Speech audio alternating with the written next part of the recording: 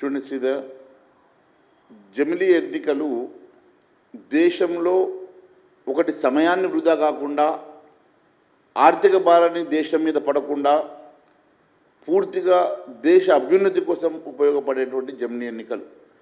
ఎందుకంటే ఒక రాష్ట్రంలో ప్రతి నెల ఒక ఎన్నిక జరుగుతున్నటువంటి సందర్భం చూస్తూ ఉన్నాం.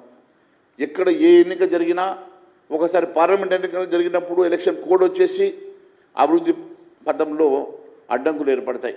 ఎమ్మెల్యే ఎలక్షన్లు వచ్చినప్పుడు ఒకసారి, ఎంపీ ఎలక్షన్లు వచ్చినప్పుడు ఒకసారి, లోకల్ బాడీ ఎలక్షన్స్ వచ్చినప్పుడు ఒకసారి, ఈ రకంగా ఏదో ఒక ఎన్నికలతోటి ఒకసారి కోఆపరేటివ్ ఎలక్షన్స్ అని, ఒకసారి సర్పంచ్ ఎలక్షన్స్ అని, ఒక మున్సిపల్ ఎలక్షన్స్ అని రకరకాల ఎన్నికల ద్వారా ఎప్పుడో ఏదో ఒక రకంగా ఎలక్షన్ కోడ్స్ వచ్చి అభివృద్ధిని అడ్డంకులు ఏర్పడుతున్న సంగతి. అన్నిటికన్నా ఆర్థిక భారం, అన్నిటికన్నా మరి ఫోర్స్ కానీ, పోలీస్ యంత్రాంగం కానీ, ఆర్థికంగా ఇబ్బందులు కానీ అన్నిటికీ సమాధానం జమిలీ ఎన్నికలు.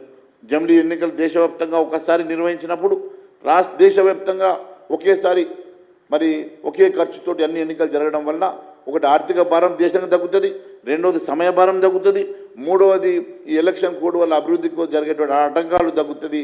ఇది దేశ అభ్యున్నతి కోసం పనికొచ్చేటువంటి కార్యక్రమాలు కొంతమందికి నచ్చవు. కేవలం ఏ రకంగా దేశం మీద భారం పెట్టాలా, విదేశాలకు వెళ్ళేసి ఏదో ఒక రకంగా అబండాలు వేయాలా, విదేశాలకు వెళ్ళేసి దేశాన్ని తక్కువగా మాట్లాడేటువంటి నాయకులు ఈ రకంగా మాట్లాడతారు తప్ప నిజంగా దేశ అభివృద్ధి కోరుకునే వాళ్ళు, దేశ అభ్యున్నతి కోరుకునే వాళ్ళు దీన్ని స్వాగతిస్తారని చెప్పి నేను తెలియజేస్తా ఉన్నాను.